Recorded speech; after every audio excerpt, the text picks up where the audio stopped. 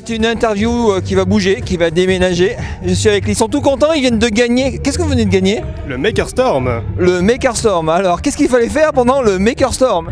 Alors, c'était un brainstorming sur la cuisine connectée. 48 heures de folie, de design thinking sur la cuisine connectée. Voilà. Je bouge trop vite. Hein. Et de grosses bagarres dans les discussions, de grosses bagarres. Alors, c'était quoi votre projet? Alors notre projet c'était un système de cuisson connecté et autonome. Un système de cuisson. Alors là, alors, qui va me pitcher ça? Allez, Ingrid, Non. Alors c'est non, je suis pas dedans. Excusez-moi. Donc nous, on a développé un système global de cuisson connectée. Donc c'est pour des cuisiniers qui souhaitent vraiment gagner du temps dans leur maison à travers la cuisine, dans le sens où on développe en fait un système où on va déposer des modules qui sont vraiment adaptables et qui se connectent à notre smartphone. Donc, je ne sais pas si c'est très clair, exactement.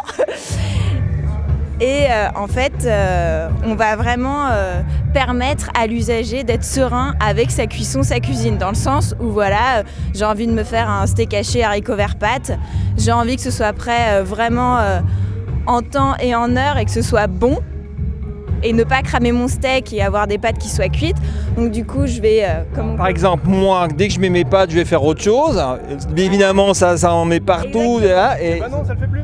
Et ça le fera plus.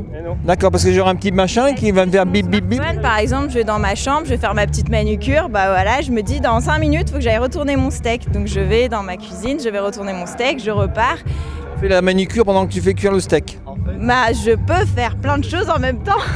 C'est là que c'est intéressant parce que la cuisine devient vraiment connectée aux usages de la maison, car j'ai mon smartphone qui me permet de gérer à distance ma cuisson et mon repas. Et donc, qui a fait quoi dans le projet? On commence par les dames, peut-être? D'accord. Donc toutes les deux, en fait, on a plutôt un profil marketing et on est tenant, plutôt hôtelier. Ah bon. Voilà. Alors, je reprends. Alors, moi, j'ai un profil marketing. J'ai bossé une dizaine d'années chez des industries de l'agroalimentaire. Je suis passionnée de cuisine. Et voilà, donc, on va dire que j'ai été un bon appui sur la dimension marketing, la connaissance du consommateur et le côté terre à terre parce que je suis la plus âgée de l'équipe. Et donc, on va dire que j'ai l'habitude d'être derrière mes fourneaux et gérer mes enfants en même temps. Voilà. Qu'est-ce que tu as fait? Alors moi je me suis occupé de la web application, histoire de faire une petite démo en live pour les jurés. Et je me suis occupé de la partie un peu plus technique du projet. Tu fais attention, tu as une fourchette dans ta poche. Et toi, qu'est-ce que tu as fait? Et moi j'ai fait le design produit.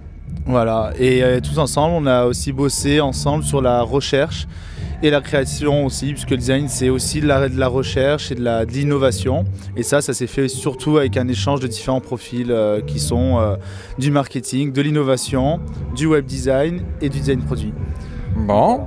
On a fait quelques plans pendant les brainstorming avec l'épreuve des post-it et tout ça. On essaiera de vous mettre tout ça dans un petit montage. Donc vous êtes content de vous maintenant?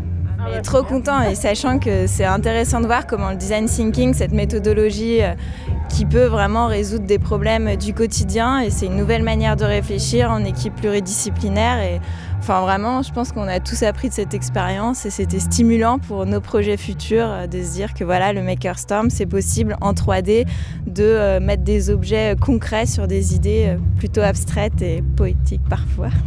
Voilà. Vous sortez, vous avez monté la start-up et vous vendez dans le monde entier, c'est ça le plan derrière?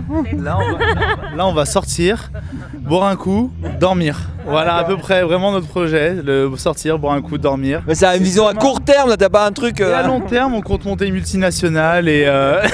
Donc vous avez des financeurs. Voilà, exactement. S'il y a des financeurs qui comptent faire une cuisine intelligente à l'avenir, voilà. Nous sommes là, jeunes et dynamiques. Et un peu moins jeunes, mais très dynamiques. Voilà.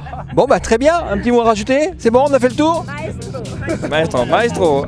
Merci.